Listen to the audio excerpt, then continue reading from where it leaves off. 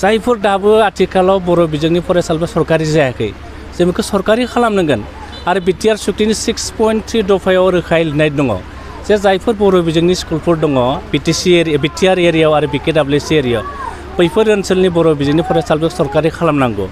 जोंनाव मोनसे कुइसन सोमजिदों, मोनसे सोंथि सोमजिदों जेब्ला सरकाराव थानाय जायफोर उइंसफोर दङ बिएसइउ बिथांमोना जे कचिंनि बेबस्थाखौ खालामदों आंहा मोनसे सोंथि फैदों आरो जेनेबा जोंनि सोलोंथाइ बेबस्थायाव माबा मोनसे गेना गोरोन्थि थालांदों नामा। 2022 मायथाइयाव जों नुदों सोलोंथायाव मोनसे जावरिखांनाय फैदों नामा।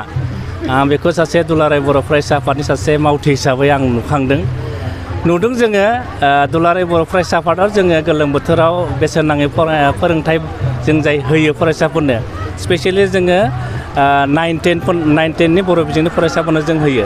बे जों बेसेबां गोबावनिफ्रायनो जों लाबाय थादों नाथाय जेब्लाय जों गोदानै नुदों 2022 मायथाइयाव बनसुआनो होन बिएसआनो होन बिथांमोनाबो बे मोनसे बेबस्था खालामदों। आं दुलाराय बर' फरायसा आफादनि जानानै सासे मावथि हिसाबै आं बिथांमोनखौ साबायखर बावहरदों।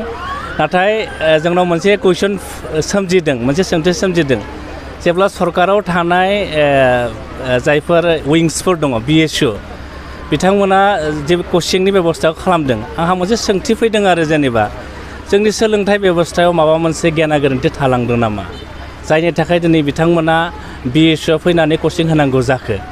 बे मोनसे सर्ट टार्मसो आरो सर्ट टार्मनि गेजेरजों जोङो बर' बिजोंनि सोलोंथाइनि जि जेंना बेखौ जों माब्लाबाबो सुस्रांजोबनो हाया।